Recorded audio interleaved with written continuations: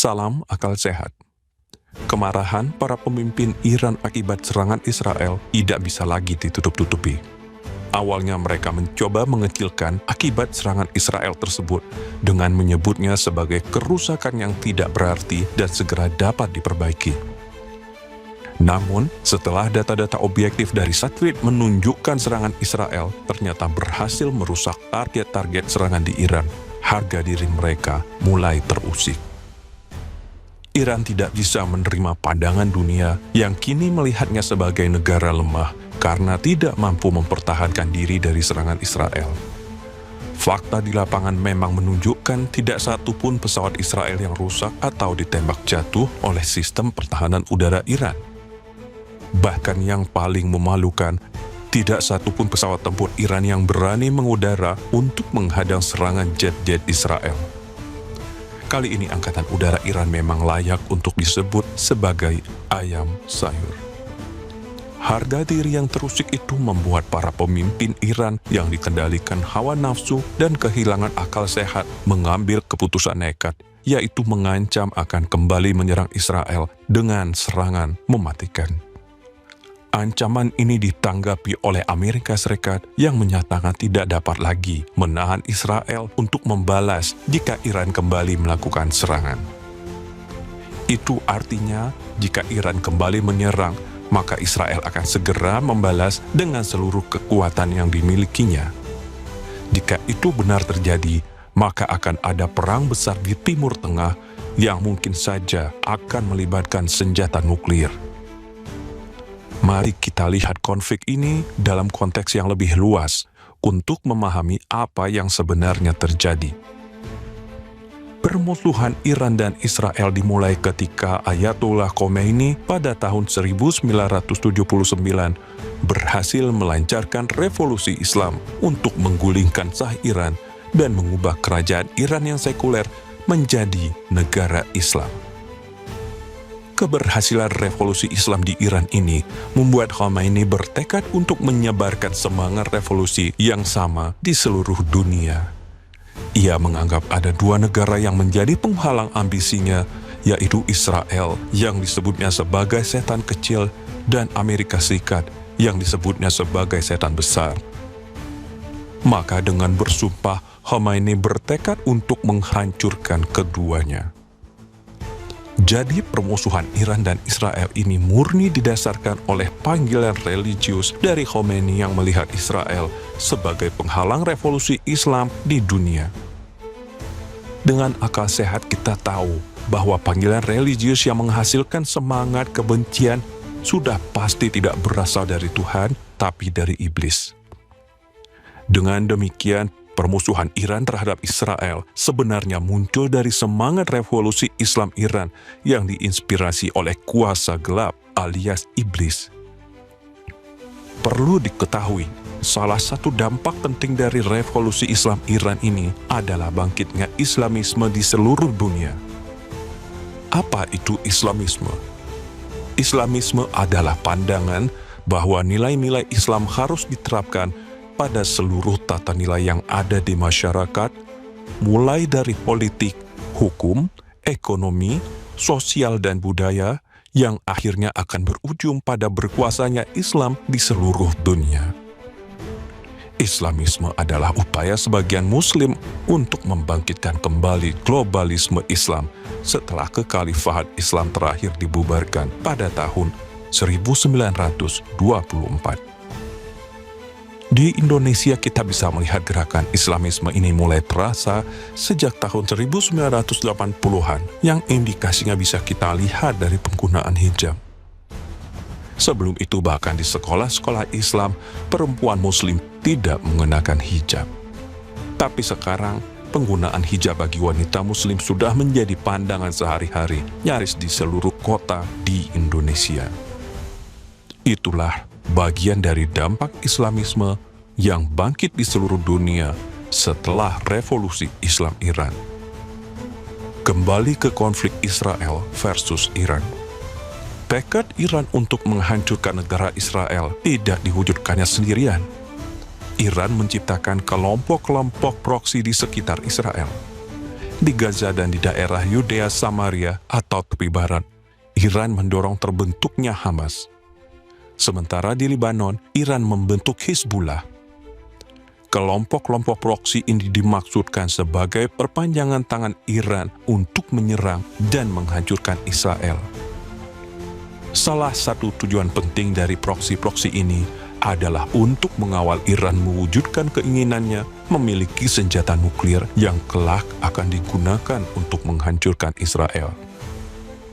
Jika Israel berani menyerang proyek nuklir Iran seperti yang dilakukannya terhadap Suriah dan Irak, maka proksi-proksi tersebut siap melancarkan serangan balasan hebat ke Israel.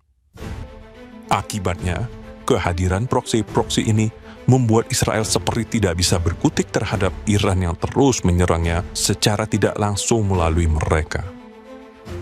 Israel juga terpaksa harus diam saja menunggu Iran siap dengan senjata nuklir yang akan menghancurkannya demi panggilan religius sesat.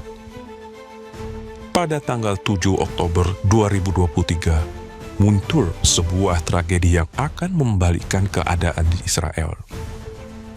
Pada hari itu, Hamas di bawah pimpinan Yahya Sinwar melancarkan serangan mendadak dengan menerobos pagar perbatasan Israel dan membantai sekitar 1.200 orang warga sipil, termasuk perempuan dan anak-anak, dan menculik ratusan orang. Serangan biadab ini ternyata justru memberi legitimasi bagi Israel untuk menyerang Hamas. Perdana Menteri Israel Benjamin Netanyahu yang bertekad untuk melakukan pembalasan segera memerintahkan tentara IDF untuk masuk menyerbu Gaza dan menghabisi Hamas serta menyelamatkan sandera. Setelah perjuangan keras selama setahun, akhirnya belasan ribu teroris Hamas dan komandan-komandan militer mereka berhasil dihabisi. Pemimpin tertinggi Hamas, Ismail Haniyeh, berhasil ditewaskan di Iran. Dan Yahya Sinwar yang menggantikannya juga akhirnya menemui ajal. Hamas sebagai sebuah kekuatan militer praktis sudah berhasil dikalahkan oleh Israel. Sementara itu Hizbullah di Lebanon juga ikut-ikutan menyerang Israel dengan roket-roket ke kota-kota di bagian utara Israel sejak 8 Oktober 2023 sebagai bentuk solidaritas dengan Hamas. Ribuan roket sudah ditembakkan ke Israel selama setahun dan memaksa puluhan ribu orang di Israel Utara mengungsi. Serangan ini akhirnya juga memberikan legitimasi bagi Israel untuk masuk ke Lebanon dan menghabisi Hizbullah. Dimulai dari serangan bom pager dan walkie-talkie yang melumpuhkan ribuan teroris Hizbullah, Israel melanjutkan serangannya secara sistematis dengan menghabisi kantong-kantong teroris Hizbullah di selatan Lebanon dan menghancurkan markas mereka di dekat kota Beirut. Satu persatu pimpinan Hizbullah ditewaskan, sampai akhirnya pimpinan tertinggi mereka, yaitu Hasan Nasrallah, juga tewas oleh serangan bom Israel. Akhirnya, ribuan teroris Hizbullah berhasil ditewaskan dan sebagian besar persenjataan mereka juga dihancurkan. Hizbullah yang sebelumnya adalah pasukan paramiliter terkuat di dunia dan paling ditakuti di Timur Tengah, kini harus bertahan dari kehancuran akibat serangan sistematis dan efektif dari pasukan IDF.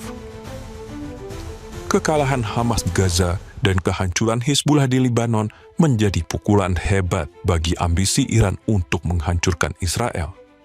Keadaan ini memaksa Iran untuk turun tangan dengan melakukan serangan langsung ke Israel dengan rudal-rudal serta drone.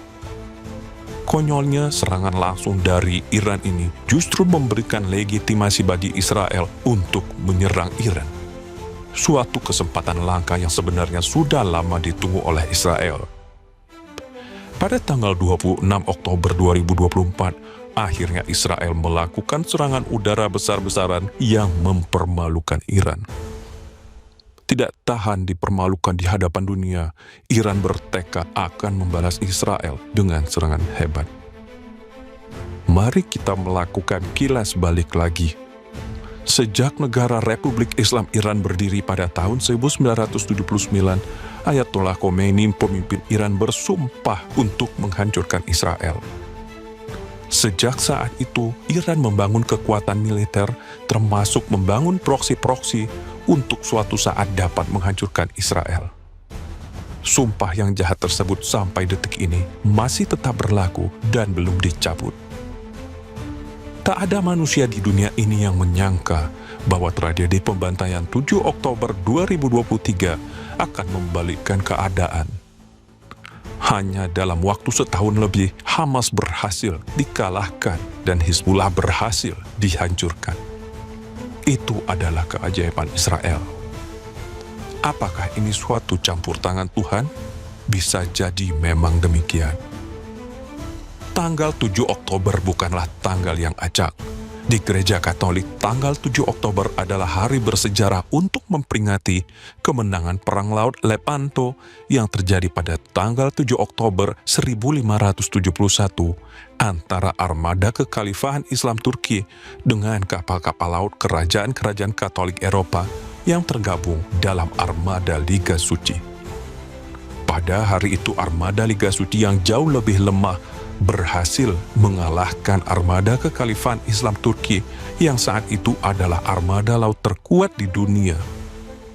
Kemenangan tersebut dipercaya berkat pertolongan dari Bunda Maria. Jadi, bukan mustahil kemenangan Israel terhadap Hamas dan Hizbullah yang diawali dari tragedi 7 Oktober 2023 juga melibatkan campur tangan surgawi. Sekarang, jika benar keajaiban kemenangan Israel terhadap Hamas dan Hizbullah adalah campur tangan surgawi, maka kemenangan tersebut tidak akan berhenti sampai di situ. Hamas dan Hizbullah hanyalah proksi-proksi Iran. Penjahat yang sesungguhnya adalah Iran. Maka kekalahan Hamas dan Hizbullah hanyalah awal dari kekalahan yang kemungkinan besar akan diderita juga oleh Iran. Sumpah jahat Ayatullah Khomeini tampaknya akan berbalik menghancurkan Iran sendiri. Dengan demikian, serangan balasan hebat yang sedang direncanakan Iran mungkin akan menjadi jalan bagi kehancuran rezim Islam Iran yang totaliter dan sekaligus juga menjadi awal dari kehancuran Islamisme yang diinspirasi oleh revolusi Islam Iran yang jahat. Memang sudah saatnya gagasan jahat yang merusak dunia itu diakhiri.